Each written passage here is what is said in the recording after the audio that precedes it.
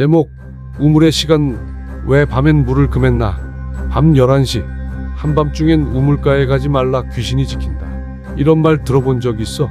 옛날 공포영화나 드라마에 한 번쯤은 등장했던 밤 우물씬. 그만큼 밤에 우물가에 가는 것을 무서워하고 금기시했었어. 근데 진짜로 더 무서운 건 사람이었고 더 현실적인 건 사고였다는 얘기를 알려주려고 해. 오늘 우리 같이 우물의 시간을 열어보자. 우리 생활에 물은 없어서는 안 되는 중요한 자원이야. 기술이 없던 예전엔 우물이 한 동네의 목숨줄과 같았어. 그래서 마을 대부분은 우물은 가운데, 집들은 그곳을 둘러싸 놓은 모양으로 형성돼 있었어. 그만큼 잘 보존하며 아껴야 하는 자원이었지. 낮엔 줄 서서 물 길고 저녁이면 덮개를 얹으며 마을 사람들은 말했어. 밤 우물은 쉰다.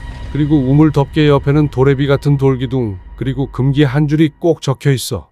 한밤중에 물 깃지 마라. 그건 겁주기 위한 문장 같았지만 사실 공동의 규칙이었어. 그 말 안에 뭐가 숨어 있었는지 하나씩 알아보자. 근데 혹시 세 번째 두레박에 관한 귀신 이야기 들어봤어? 다음 챕터에서 살짝 소름 돋을 수 있으니 긴장 늦추지 마. 자정 직후 금기를 깨고 밤우물에서 몰래 물을 깃는 여자가 있었어. 첫 두레박은 그냥 물이 퍼져 올라왔는데 두 번째는 바닥을 긁는 거야. 이상했지만 물이 필요했기에 두레박을 다시 우물로 내렸지. 세 번째 당기는 순간 축축한 머리카락 같은 게 손에 감기는 거야. 놀라서 우물 안을 보려고 고개를 숙이면 아래서 귀신이 웃으며 머리카락으로 여자를 당겨 우물에 빠진다는 두레박 귀신이야. 나도 이 얘기 들었으면 밤에 우물 근처는 절대 못 갔을 거야.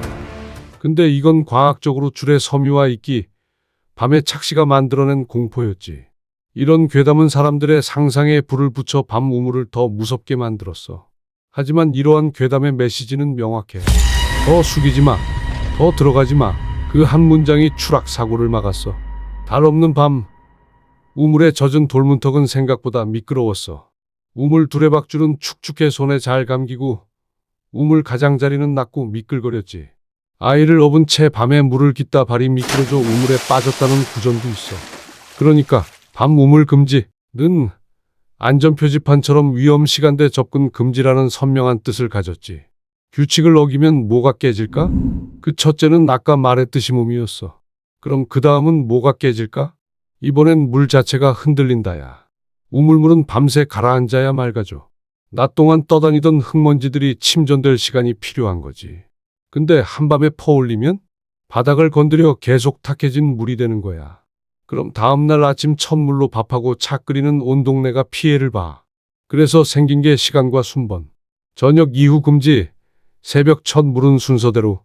또 하나의 문제는 소음이야. 낡은 도로래가 삐걱대고 두레박이 돌에 부딪혀 쿵쿵. 그 소리는 밤 공기 타고 골목 끝까지 퍼져.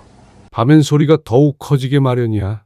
그 시절은 모두가 해지면 자고 일은 아침부터 일을 해야 하는 사람들이기에 잠을 못 자게 야간에 소음을 낸다는 건 예의뿐 아니라 생존의 문제였거든. 그럼 그런 규칙을 어떻게 애들까지 지킬 수 있게 만들었을까? 사람들은 우물에 수호신이 산다고 믿었어. 그래서 함부로 하면 안 된다고 생각했어.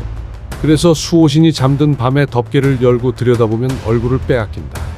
우물에 침 뱉으면 집안 우환이 온다. 밤에 함부로 물을 길면 귀신이 나온다 등등.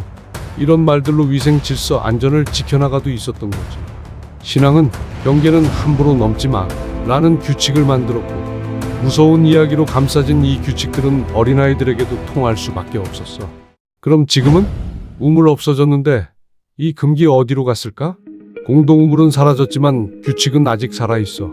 집에서 밤늦은 시간 세탁기를 돌리지 않고 캠핑장 같은 공동시설엔 밤 11시 이후 세탁실이나 샤워실, 공원 음수대 사용 제한 규칙 등 형태만 바뀌었고 본질은 그대로야. 밤엔 우물을 쉬게 한다. 공동자원은 모두의 시간에 맞춰 쓰자. 결론은 단순해. 밤 우물 금기는 추락과 범죄 예방 그리고 수질과 순번 관리 교육이었어. 괴담은 공포를 빌려 공동체의 안전을 지키며 그 안에는 생활의 지혜가 들어있었던 거지. 만약 내가 그 시절 살았다면 물이 급해도 밤 우물가기 참았을까 아니면 살금살금 덮개를 열었을까? 그럼 다음 금기도 기대해줘. 구독과 알림 설정은 우물을 덮는 덮개처럼 중요합니다.